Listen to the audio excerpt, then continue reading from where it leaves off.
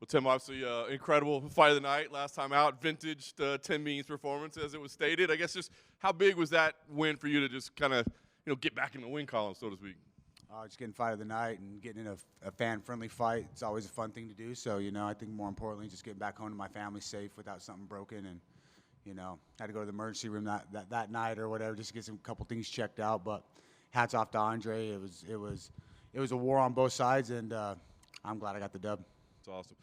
How challenging were the setbacks, right? Because, you're like 50 fights in your career at this point. Like, you can fight, you know what I mean? So, like, when you have setbacks, is it difficult to process still at this point? Or how challenging was that run? There's always something hurting and aching. It's just the name of the game. But, training camps suck. I'll tell you that. That whole cut and weight shit's getting ridiculous now. So I turned 40. I know my time's coming. It's not today or Saturday. So passed all the medical stuff, got my training camp in. I'm here to pick a fight and get violent. I love it. Like you said, 40 years old, but coming off a fight of the night at the highest level of the sport, right? So you're still there. So when you say your time's coming, like, are you starting to make those plans at all? Like, I can only see myself doing it this time, or you even thinking about it at all? Yeah, I've had to set plans up for sure. Cars are my hobby. Working at the start shop from time to time over there in Albuquerque and getting things done over there. But there's definitely got to be a plan. I don't want it to end and be like, oh my God, it's over. I'm sorry, whatever. So. Right now, I turned 40. If we're following the whole science process, I hit puberty late. So hell, I'm 33. You know what I mean? So hell, here we go. Is the love for you still the same that it was? Like I said, 50 fights in, 40 years old. Is it still the same? Say that again. The love for the sport, like, is it still as strong as it was, like, at this point in your career? It has to be, right? You see your opponent walking around at times, and you got to have some kind of craziness to get punched in the face. But, there's nothing better than getting to beat up a coworker and then go on about your day. You know what I mean? Both sign something and just move on. I think the world's got too pussyfied, and, you can't say some things and, oh, my gosh, let's don't hurt each other's feelings. But at the end of the day, we're going to shake each other's hands, get in the cage, and beat the shit out of each other. I love it, man. All right, well, since the last fight, I guess it was wrestling season. Was that kind of the focus? Yeah, that was the focus. Got tied into Moriarty was in the finals 3 times, so we went 0-3 in the finals. That kind of sucks. So Moriarty's getting us a better room to train in and getting us in the heat. And hell, man, we got a lot of tough kids over there. We come from a poor poverty or whatever community that doesn't have a lot of cash or whatever. We got some mean ass kids that want to show up, and wrestling practices suck, man. Nobody wants to do that shit, but you want to get out there and get your hand raised. And once you get that first win, then you fall in love with it. So. Like I tell the kids, you gotta love the grind. If you're not in love with the grind, you're not gonna like life in general. So just get after it. You think that'll still be part of your life in the future as well, like coaching kids? It's got to be. You know what I mean? It's the thing I enjoy the most. I'm sure some of the parents are gonna be watching this. Some of y'all suck, but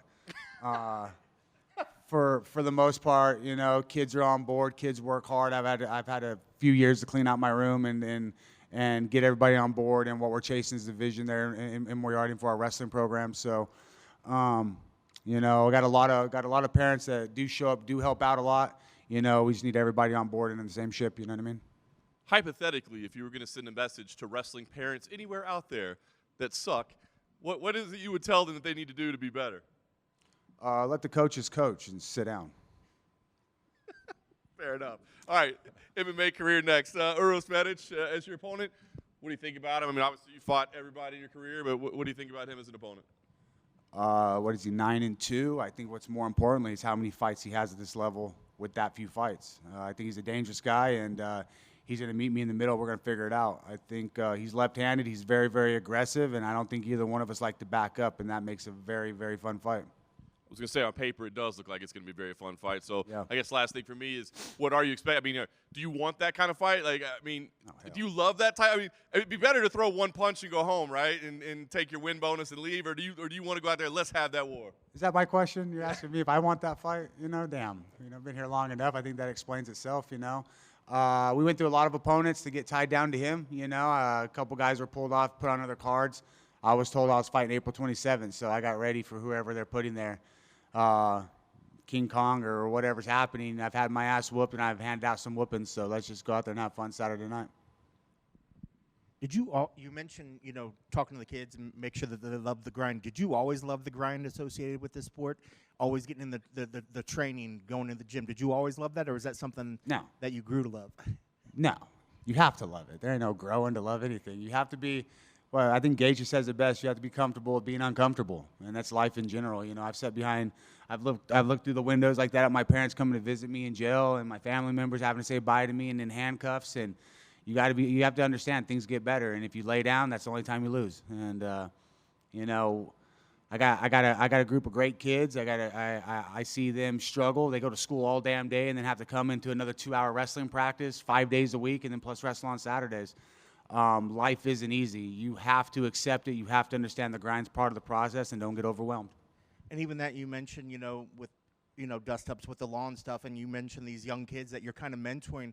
Is that part of, besides of just the physicality and the training of the sport, is that those lessons of life something that you appreciated as well, having that opportunity to kind of shape the future of today? Yeah, bad decisions don't kill you, you know what I mean? They could, don't get me wrong, but for the most part, if you can keep rebounding, it makes you tougher, it makes you smarter, and eventually, if you want to be a good person, you figure it out, and you just put one foot in front of the other. And you mentioned, the last day isn't this day, it's not this weekend. When you look back, do you think when you got in this sport that you would ever envision that your career would still be thriving at this point, long in the game? No, my first fight was like $50. My parents were pissed I dropped out of school to be a pro fighter, I don't know what the hell was going on, but it panned out, and, here we are. How did that conversation go? It didn't. I just made a decision and went with it, and they were not happy about it at all.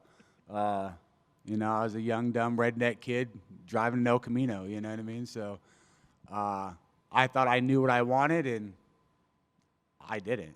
I'm still trying to figure out what's going on. But, I got 2 awesome girls at home. They're tougher than I am. They're smarter than I am. Got my wife at home, and without them, I wasn't settled. I didn't have anything to care about, and I was just kind of a loose cannon. Once I settled down, I had something to care about and take care of and watch grow, things got easy. And as a guy that's, goes out there and goes for those bonuses, would you like to see, after you see those bonuses at UFC 300, would you like to see the bonuses raised in general? Yeah, where are those guys? I hope y'all keep the same energy, show up with $300,000 bonuses. Don't mess around. Let's talk about it. Let's at least sit down in the room whenever we do our rules meeting over here Saturday night, and let's have a discussion. Yeah, right? Damn right. It seems like a fair. What would you like it to see? What would you like to see the bonuses get raised to? 300,000. It can't go back, It's not bragging if you're backing up. Like, for real. What are we doing? What are we talking about here? Keep it the same energy. You want to see some fun fights, and Apex guys always show up and throw hooks. You know what I mean? These shows are usually funner than most pay-per-views. Pay-per-view that week was, it's cool. All right, some guys threw down. But was it really that good? I don't know. Apex will be good. Let's find out. I love it. Best of luck on Saturday. Thank you very much. Tim, you had 28 fights in the UFC. If you could get one rematch from everyone you fought, who would that be? I can only pick one? Oh, hell. Can't even think of the Brazilian dude's name that I whooped, and they gave him the win down there. I don't remember his name. What's his name? Miraz, something like that. I don't know. The Matt Brown fight was close. I don't know, man. Hell. The Nico Price fight was a throwdown and broke my leg. I don't know, man. That's too hard to point out one. All you sons of bitches that beat me, let's go. I like it. Yeah. Oh, yeah, Sergio Moraes. Sergio Moraes. Sorry, I didn't mean to forget his name. Put me on the spot. There's bright lights. I get hit in the head. Let's get along.